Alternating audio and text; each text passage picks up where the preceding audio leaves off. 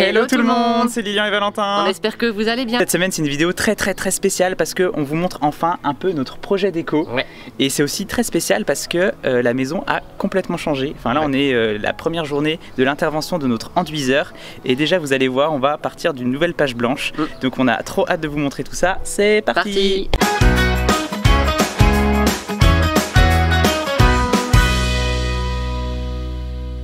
Ah oui mais c'est fait partout. Oh, le plafond. Donc là il est 14 h, je suis partie à 10 h, il n'y avait rien du tout. En 4 h ils ont déjà tout avancé de partout.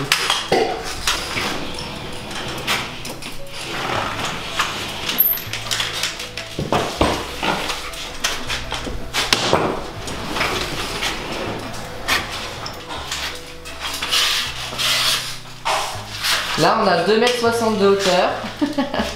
Loïc est déjà assez grand mais avec les petites échasses. Les petites échasses de Robocop un peu quand même. Il y a Brian qui accompagne Loïc, qui après que Loïc ait passé les bandes avec le banjo, il vient prendre la boîte de 15, donc de 15 cm, et il passe sur toutes les bandes.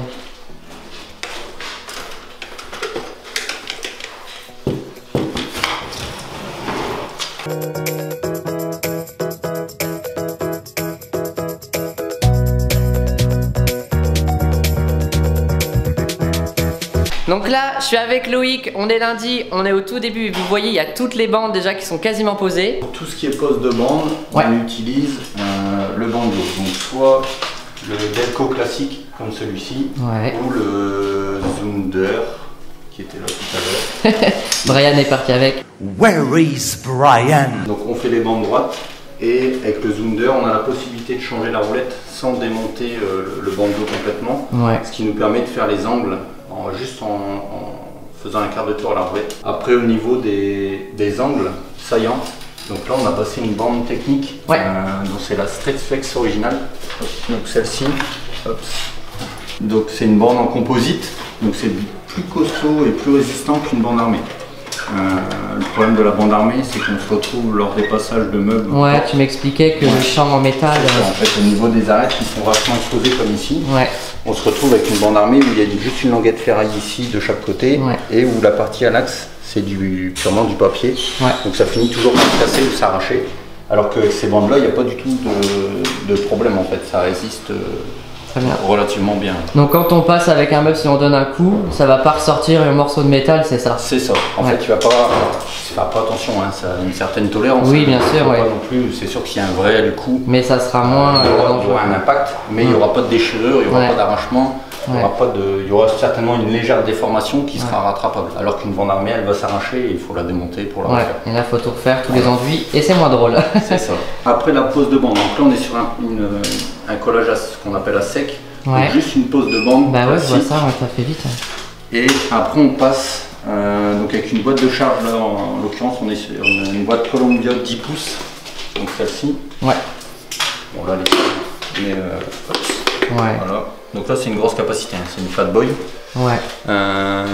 Donc là on utilise cette boîte là pour charger les bandes. Donc c'est juste la première passe. Et après en deuxième passe, donc en passe de finition, on passe le même principe, plus large, donc 12 pouces. D'accord. Et pour avoir une bande finie qui fait 27 cm. C'est ce que tu vas faire demain? C'est ça. Ok. C'est ça. Après, tout ce qui est traitement des vis, on traite avec la boîte Tape Pro. Ici, donc là c'est les bandes et là c'est les vis qu'on a mis tous les 60. Voilà. Avec le même principe que cette boîte-ci. On remplit la boîte avec la pompe et une fois qu'elle est pleine, on vient l'appliquer au plafond, on pousse un tout petit peu et on laisse glisser sur le plafond de façon à remplir. Donc pas trop vite, il ne faut pas un enduit trop liquide parce que sinon on se retrouve avec des vis qui creusent et du coup il faut passer plusieurs fois. Et donc pas avancer trop vite et pas un enduit trop liquide. Donc là, nous, ce qu'on a utilisé, c'est la marque Placomix. Donc ils utilisent ça et tu le dilues avec un peu d'eau, c'est ça? C'est ça. Alors après, c'est à la convenance de chacun. Il y en a qui aiment bien travailler avec des pâtes dures, d'autres avec des pâtes un peu plus souples. Donc c'est un peu à la convenance de chacun. Après, là, pour la mécanisation, on dilue un petit peu, que ça soit moins compliqué à passer dans les machines. Donc, et pour un confort d'utilisation. Le gros avantage, c'est qu'on est sur un produit allégé. Donc au séchage, il y a beaucoup moins de retrait qu'un enduit classique. Ouais, c'est super intéressant. Et ce qui est intéressant, c'est la rapidité du process, quoi. Parce que là, je suis parti ce matin à 10h, il n'y avait rien. J'ai laissé Loïc tout seul. Je reviens, il y a Brian qui est arrivé et bam, ils ont tout fait, toute la maison. Et ça, vous n'êtes pas beaucoup à le faire, c'est ça? Alors en 100% mécanisé, ça commence à se démocratiser. Mais on a certaines. Bon, ça reste du standard. Hein. Les boîtes, les pompes. Après, les banjos, c'est du standard. Après, on a d'autres machines où là, on est vraiment sur du spécifique et sur de la fabrication unique. Après, on utilise, bon, comme là, ici, au vu du volume, on utilise plus le banjo, mais sur des gros volumes. Là, on a que. On utilise le bateau. Il y a à peu près 200 mètres carrés de placo. C'est ça. Ici, vu qu'on a 50 mètres carrés habitables, ça fait, selon les ratios, 200 mètres carrés de placo de murs à bander. Alors que dans des maisons neuves, par exemple, où il y a 130 mètres carrés, là, c'est vachement aléatoire en fait, en fonction du nombre de cloisons. Ici, il y a pas mal de détails parce qu'il y a pas mal d'ouvertures. Là, on a. Mais après, c'est en moyenne, il faut multiplier entre 3 et 4 la surface au sol 3 et 4, pour avoir la surface placo. Et donc, dans les grandes surfaces, là, tu passes avec le bazooka. Et le bazooka, c'est parce que le manche est plus long. Alors, c'est pas du tout le même procédé, c'est vraiment un tube. Et qui va pomper? Non, rempli avec une pompe. D'accord. Pareil. Celle-ci, mais sauf que l'embout, c'est pas du tout le même. On appelle ça un col de scie. Et en fait, on remplit le bazooka avec la pompe. Et après, donc c'est un tube plein. C'est ce que vous avez utilisé chez Rachel et Emilien. C'est ça. Donc, du coup, vous pouvez aller voir leur chaîne. On mettra la vidéo. Et c'était déjà Loïc et Brian qui avaient déjà travaillé, donc quoi de mieux que de les avoir sur notre chantier, on est trop contents. Et tous les bandes techniques, le banjo, etc., on retrouve tout sur le site de Magimport, c'est ça? C'est ça. Tout ce qui est matériel, comme l'autre, enfin tout ce qu'il y a ici, on peut tout trouver chez eux. Les bandes techniques, que ce soit l'original, la Norflex 300 qu'on va passer par là, la Fiba Fuse. Ah oui, celle-ci, tu me l'as montré ce matin. C'est ça. Hop, je vais vous montrer. Donc ça, c'est les bandes que tu as mis partout, c'est ça? Là j'ai passé les bandes placo. Mais ça c'est des. Bon, on va montrer. C'est un peu la même chose. Donc ça c'est des bandes autres que celles, enfin sont différentes que celles qui sont classiques avec du papier. C'est la bande en fibre de verre. Donc là celle-ci on les utilise que sur les bandes droites. On fait pas d'angle du tout avec. Parce que elles se craquent dans les angles. Et elles sont pas du tout adaptées pour ça. Mais pour tout ce qui est bande droite et plafond, tout ce qui est droit en fait. Il ne faut vraiment pas traiter d'angle avec. Mais le gros avantage de cette bande là, c'est qu'on peut coller la bande et la charger dans la foulée. Donc moi j'utilise énormément quand j'ai des petites bricoles ou des petites surfaces à traiter où on travaille avec des enduits à prise rapide, tout ce qui est 2 heures, 1 heure, 4 heures. Donc on pose et on s'est chargé tout de suite pour pouvoir faire la finition dans la journée pour pas avoir à revenir. Et ça c'est top en fait. Il n'y a pas de.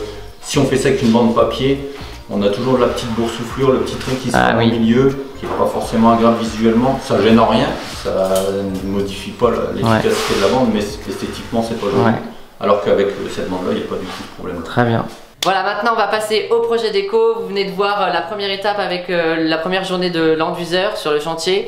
Et restez bien jusqu'à la fin de la vidéo parce qu'on va vous montrer la suite et surtout le résultat final avec le ratissage complet des murs où tout sera blanc. Et ça devrait être assez impressionnant. Ouais, ça devrait être assez impressionnant et on pourra encore mieux se projeter. Et justement, en termes de projection, ici on est dans la future entrée. Et dans cette entrée, on va créer sur tout ce côté-là un meuble d'entrée sur mesure nous-mêmes. Donc on va un peu réfléchir à tout ça, mais ce qu'on a déjà pensé c'est vraiment un meuble qui va prendre cet espace là. Il y aura des espaces penderies, des espaces placards et il y aura au milieu surtout un espace banquette où on pourra se déchausser, etc. Et puis peut-être des meubles bas pour pouvoir ranger les chaussures notamment. Ici, du coup, pour vous expliquer, il y aura la future cloison avec... ça, on vous l'a déjà dit. Voilà, la future cloison avec les toilettes et l'espace machine à laver ici. Cette cloison, on va utiliser le système Syporex, c'est du béton cellulaire, donc suivez ça, on va vous montrer comment on va faire ce mur là. Dans une prochaine vidéo. Dans une prochaine vidéo. Et sur ce mur Syporex, on va mettre des panneaux acoustiques déco sous forme de tasseau, vous allez voir. On a trouvé un truc très très joli. Et ici, du coup, on est vraiment dans l'espace entrée. On va trouver, faut qu'on trouve une petite console pour faire vide-poche, vide-téléphone, chargeur. Des petits rangements, ouais. Des petits rangements. Et ici, quand on rentre, ça fera une sorte de couloir un peu. On aimerait bien mettre un miroir assez sympa avec des petites étagères et pourquoi pas des plantes aussi également sur ces étagères. Ouais, il faut savoir que donc le carrelage ici, il sera blanc. Ouais, carrelage blanc. C'est des carreaux de 60 sur 60, donc ça va être sympa. Assez rapide à poser normalement. Ouais, avec les et puis le reste ce sera plutôt noir. La cloison ici sera peinte en noir. Ouais, assez foncé. Il y aura un contraste. Et il y aura du bois sur l'espace du meuble. Ouais, on sait pas encore trop quelle couleur faire ce meuble de dressing. On va bien mettre la banquette en bois, peut-être même tout le cadre de la banquette, ça serait sympa. Et donc voilà, l'idée c'est de faire un esprit un peu entrée d'hôtel dans cette entrée, même si c'est pas vraiment les volumes d'un hôtel, mais d'avoir quelque chose d'assez cosy, d'assez classe. On peut ranger, déposer la valise, etc. Voilà, et puis là côté luminaire, bah, pas trop de problème, c'est des spots, des petits spots, et ça restera comme ça. Et d'ailleurs les spots, notre électricien les a déjà installés, c'est des spots qu'on a trouvés chez luminaire.fr. Si vous voulez, on peut vous mettre la référence en description.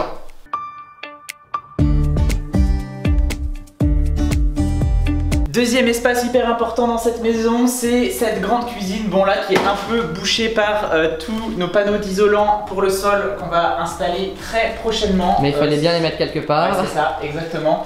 Mais bon, on imagine quand même assez bien l'espace. Donc on vous l'a déjà montré, la projection de la cuisine couleur un peu vert pastel sur ce grand linéaire avec un plan de travail blanc et puis pas mal de rangements pour la cuisine. Et puis sol et crédence seront en effet terrazzo. C'est une matière qu'on aime beaucoup et on avait vraiment envie de pouvoir la mettre un peu dans ce projet rénovation, dans ce projet de décoration. Le reste des murs seront peints en blanc pour garder cette pièce assez claire. Et puis on veut dans cette cuisine avoir un aspect un peu rétro, un peu vintage avec des couleurs assez pop. Il y aura le vert pastel de la cuisine, il y aura des éléments de mobilier peut-être un peu couleur jaune, un peu couleur terracotta, rose, enfin voilà, d'avoir des couleurs qui rappellent un peu le style années 70 mais quand même d'avoir quelque chose d'assez moderne. Donc on a trop hâte aussi de pouvoir faire cette cuisine. Et puis là on a installé 3 arrivées électriques pour mettre 3 suspensions. On a trouvé des suspensions très sympas, couleur bleu, un peu bleu-vert, qui iront assez bien normalement avec la cuisine qu'on a choisie. Et l'esprit vintage moderne. Et l'esprit voilà, un peu rétro de cette cuisine qui servira de fil rouge pour la déco. On installera une table pas trop grande près du mur ici. On a privilégié une table ronde pour pouvoir gagner un maximum d'espace et puis d'avoir quelque chose de visuellement assez sympa. Et puis comme vous le savez, le frigo sera dans le fond par là-bas. Donc comme ça on aura quand même un grand linéaire de cuisine.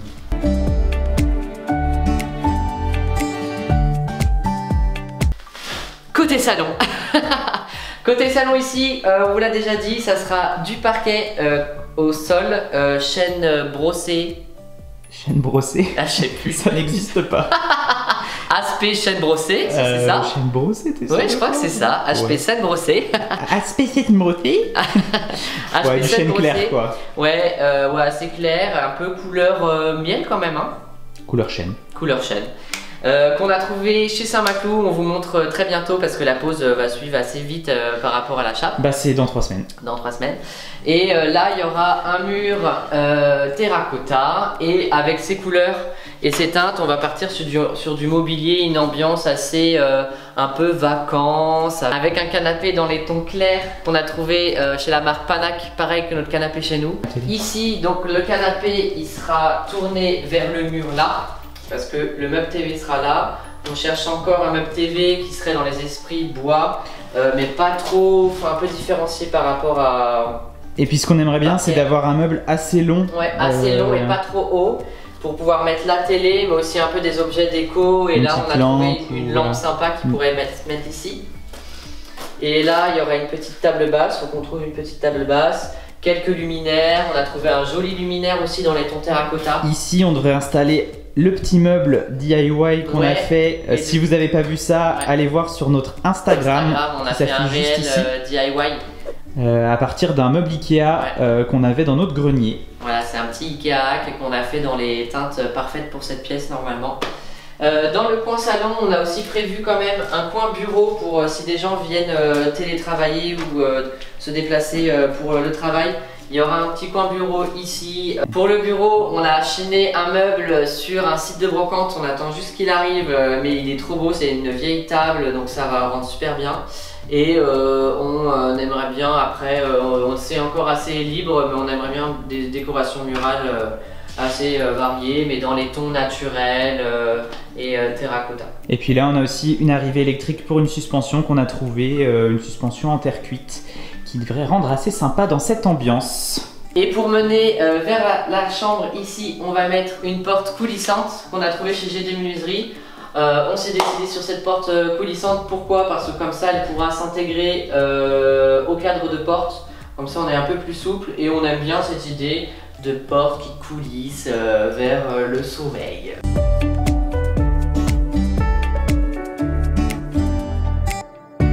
Alors Lilian, t'es dans la chambre là? Bah ouais, je suis prêt à aller me coucher, il manque plus qu'un lit et puis bah ouais, je vois ça. De nuit. Donc du coup la chambre, on va faire une certaine continuité avec le salon, avec le sol, ce sera exactement le même parquet qui continuera jusqu'à l'entrée de l'espace salle de bain. Et puis ici dans cette chambre, on aura dans le fond le mur entier recouvert de tasseaux. Donc là on va faire cette tête de lit nous-mêmes à partir de tasseaux. Ce qu'on va sûrement faire, c'est peindre en noir derrière pour faire ressortir les tasseaux en bois par-dessus qu'on viendra peut-être teinter. Ou qu'on va peut-être vernir, si vous l'avez déjà fait, dites-le nous. Et puis dans le prolongement de ces tasseaux, on aura des petites tables de nuit, sans doute couleur noire, pour marquer un peu l'espace. Et puis un lit 240 parce que malheureusement on ne peut pas mettre beaucoup plus ici. Et les tables de nuit, elles seront flottantes, accrochées au mur. Oui, voilà, exactement. Ce sera des tables qui seront un peu en style étagère. Et puis avec deux appliques, une de chaque côté. Donc là, il y aura vraiment un petit esprit encore un peu hôtel qu'on aime bien. Ouais, c'est un peu le but. Et puis pour séparer l'espace entre la chambre et la salle de bain, on vous a écouté. On a prévu de mettre une porte coulissante. Le seul souci, c'est que vous voyez la hauteur sous plafond qui est quand même assez importante ici. Ce n'est pas des hauteurs standards. Enfin, on aurait pu faire un coffrage qui descend pour mettre une porte standard, mais ça aurait trop cassé les espaces. Déjà que la salle de bain n'est pas très grande. Donc en fait, on va essayer de trouver un système de porte sur rail qui viendra coulisser ici devant. Et en fait, pourquoi est-ce qu'on s'est pris... Et pourquoi est-ce qu'on a pris la décision de mettre cette porte coulissante? Eh bien en fait c'est parce que dans la salle de bain on a une fenêtre, on n'avait pas trop réfléchi à ça, mais il n'y a pas de volet roulant dans cette fenêtre, donc si on veut pouvoir créer la nuit dans cet espace, on est obligé de pouvoir avoir un panneau qui coulisse et qui obstrue la vue. Parce qu'on a pris l'option volet roulant manuel dans la chambre et donc ça aurait été bête si on laissait ouvert par rapport à la fenêtre de la salle de bain qui n'a pas de volet roulant.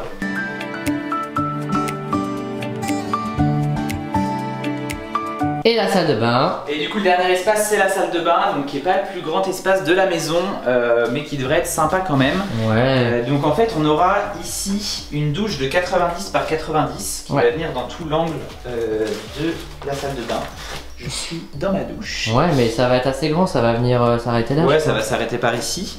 Et puis en fait on va faire le sol et les trois murs ici en marbre blanc. Et puis on va faire ici sur le mur où il y aura le meuble vasque, un mur en marbre noir, enfin en effet marbre, hein, c'est pas du vrai marbre bien sûr, c'est pas trop l'objectif, mais voilà pour marquer un peu cet espace vasque. Et pourquoi avec un meuble vasque en noyer, enfin en coloris noyer, c'est-à-dire un meuble vasque avec un bois assez foncé. Ce meuble vasque on l'a trouvé sur une marque assez sympa qui s'appelle Burban. On vous montrera tout ça. Ça fait longtemps qu'on l'a trouvé cette marque et on aime beaucoup leurs meubles vasques parce qu'ils sont assez modernes, ils ont des formes assez originales. Toujours un peu dans l'ambiance hôtel, on imagine, pour cette petite maison.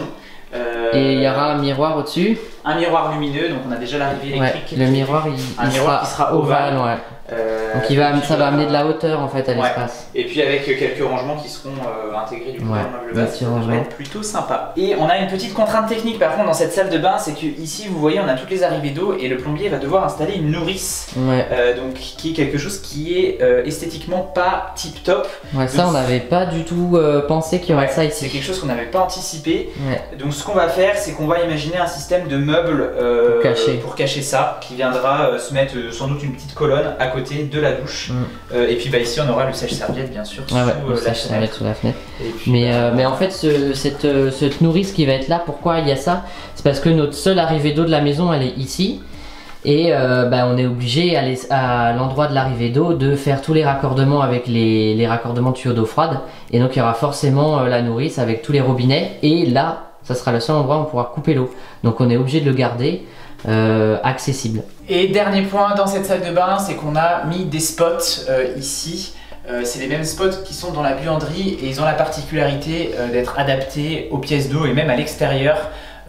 C'est la norme IP65, c'est la norme qui permet d'avoir des spots qui sont adaptés justement aux pièces d'eau. Donc ici on en a installé 3, il y en a un qui sera plutôt au-dessus de la douche, un au milieu, un au-dessus du meuble vasque. Et ça devrait apporter assez de lumière dans cette pièce. Ouais, on a découvert cette petite particularité avec notre électricien qui nous a dit est-ce qu'ils sont adaptés ces spots? Eh bah oui, ils sont adaptés, on les a trouvés sur luminaire.fr encore. Et c'est tip top parce qu'on a pris les mêmes partout, on s'est pas embêté. Et ils sont adaptés pour la lumière, ouais. Ils sont très adaptés pour la lumière. Ils sont adaptés pour la lumière, mais ils sont aussi adaptés pour être au-dessus d'une douche. Et ils sont même adaptés pour la nuit. Ouais. Et au-dessus de la douche, d'ailleurs, il y a la VMC qui est située ici dans la salle de bain. Et dans la cuisine. Et dans la cuisine et dans les toilettes. Donc là, on est vraiment au top niveau technique. Hein. Mais ça rigole plus.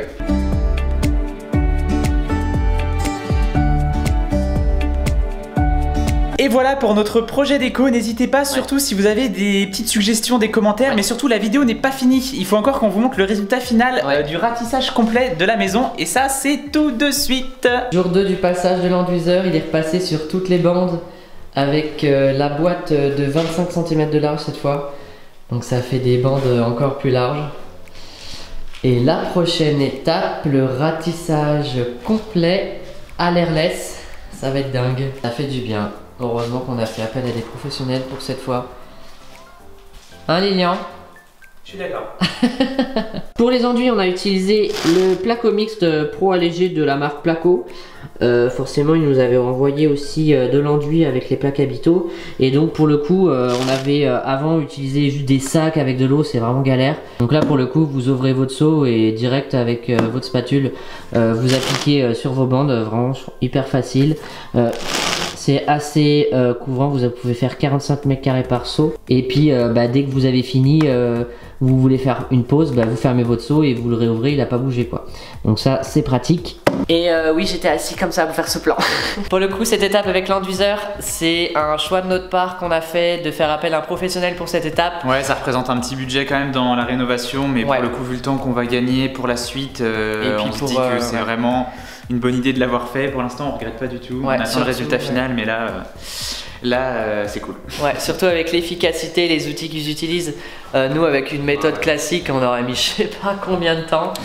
Au moins 4 ou 5 week-ends. Hein. 4 ou 5 week-ends. Et parce que là, ce qu'il faut savoir, c'est qu'il n'y a quasiment aucun travail de ponçage à prévoir. Il n'y a pas vraiment de gros ponçage. Comme vous le voyez, là, ils ont juste appliqué les bandes, mais il n'y a pas besoin de poncer entre chaque couche. Donc ça, comment dire, c'est ouf. Et après, ils vont faire un ratissage complet à l'airless. Donc là, pareil, ça sera vraiment du ponçage de finition. Donc là, un gain de temps de ouf aussi. Nouvelle journée sur le chantier. Aujourd'hui, on est avec Loïc, on est avec Flo. Il y a Brian qui est là aussi. Et vous voyez une grosse machine qui a fait son apparition sur le chantier. Vous voulez nous expliquer un peu ce que c'est? Exactement.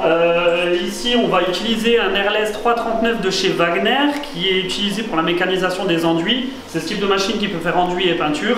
Et là, en l'occurrence, on l'utilise pour faire l'application du ratissage d'enduit au niveau des murs. Et voilà, c'est un régal de pouvoir travailler avec ça. On allie qualité de finition, qualité d'application et rapidité. Et du coup, je viens d'arriver sur le chantier. Il y a déjà les 3 pièces qui sont faites. On va vous montrer ça après. mais vous voyez le rendu est quand même impressionnant, tout est lisse, tout est blanc. Et du coup là ils vont attaquer la partie entrée buanderie. Oui, bonjour, alors ici nous sommes en charmante compagnie pour l'application de l'enduit. C'est filmé? Bienvenue à tous. Donc il n'y aura pas de off, hein? On verra on.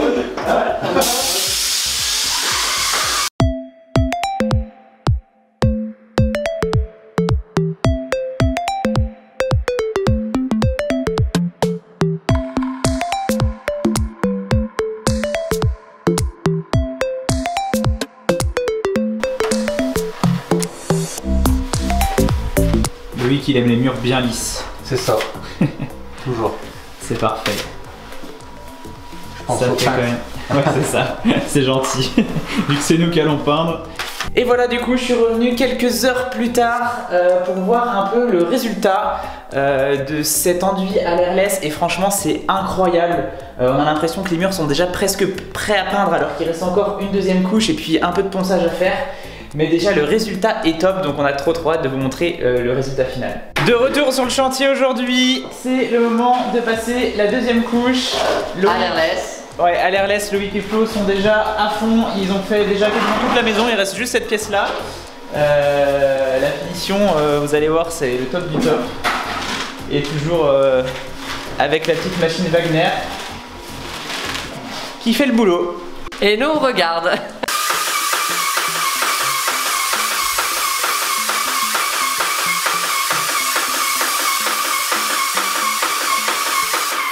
Et est-ce qu'on peut avoir l'intérêt d'utiliser l'airless? Alors, en fait, pour déposer un enduit sur un mur, il y a plusieurs possibilités. Soit à la mode traditionnelle, donc couteau à enduire ou lame à enduire. Et dans ce cas-là, on va venir faire une dépose bien précise à des endroits. Il y a eu depuis quelques temps maintenant des enduits prêts à l'emploi qui ont vu le bout du jour. Et ce type d'enduits sont applicables au rouleau. Donc on a la possibilité en deuxième version de le faire au rouleau. Si maintenant on veut améliorer sa qualité de finition, accélérer son timing, entre guillemets le délai et d'aller beaucoup plus vite, la possibilité c'est d'investir sur des pompes, donc des machines airless sans air. Donc l'enduit est aspiré et projeté dans un conduit avec une buse qui vous fait une pulvérisation uniforme. Donc les premières machines airless sont des pulvérisations de peinture principalement. Les deuxièmes machines qui sont plus grosses avec un moteur plus important permettent d'appliquer des produits pâteux comme de l'enduit. Ouais, mais du coup ça doit consommer moins de matière que quand on fait au rouleau. Oui et non, en fait la consommation reste plus ou moins la même, mais c'est le gain de temps. Pour vous donner un exemple, c'est qu'une personne qui fait un enduit au rouleau fait 100 m² à la journée. Quand on passe à la machine, on va avoisiner entre 3 et 500 m². Ah oui. En peinture, quand on utilise un peintre qui fait du matin au soir à un coup de rouleau, c'est 120 m² jour.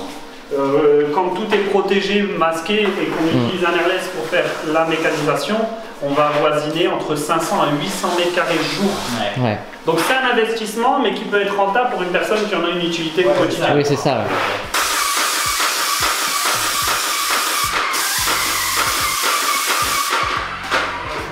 On devance un peu les questions. Pour nettoyer cette machine, il faut un quart d'heure avec 2 seaux d'eau.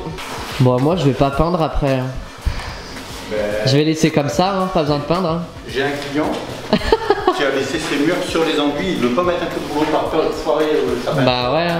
Et je lui dis, mais faut protéger l'enduit, il faut peindre. non, il est hors de question, je ne peindrai pas. Et voilà, c'est la fin de cette vidéo spéciale enduit projet déco. On est vraiment content, trop content de l'évolution du chantier cette semaine. Un grand merci Loïc. Un grand merci Flo aussi. Et on n'oublie pas Brian également. Et Brian qui est venu aussi sur le chantier. On a fait une super rencontre en plus. Ouais, c'était vraiment chouette. On a appris plein de choses, on espère que vous aussi vous avez appris plein de choses. Et puis à très bientôt pour les prochaines étapes. Et puis n'oubliez pas le petit pouce en l'air sous la vidéo, ça fait toujours plaisir. N'oubliez pas aussi de vous abonner pour pas rater la suite de l'aventure. D'aller suivre leur compte également, on met tout en description. Et n'oubliez pas que si nous on en est capable, vous en êtes capable aussi.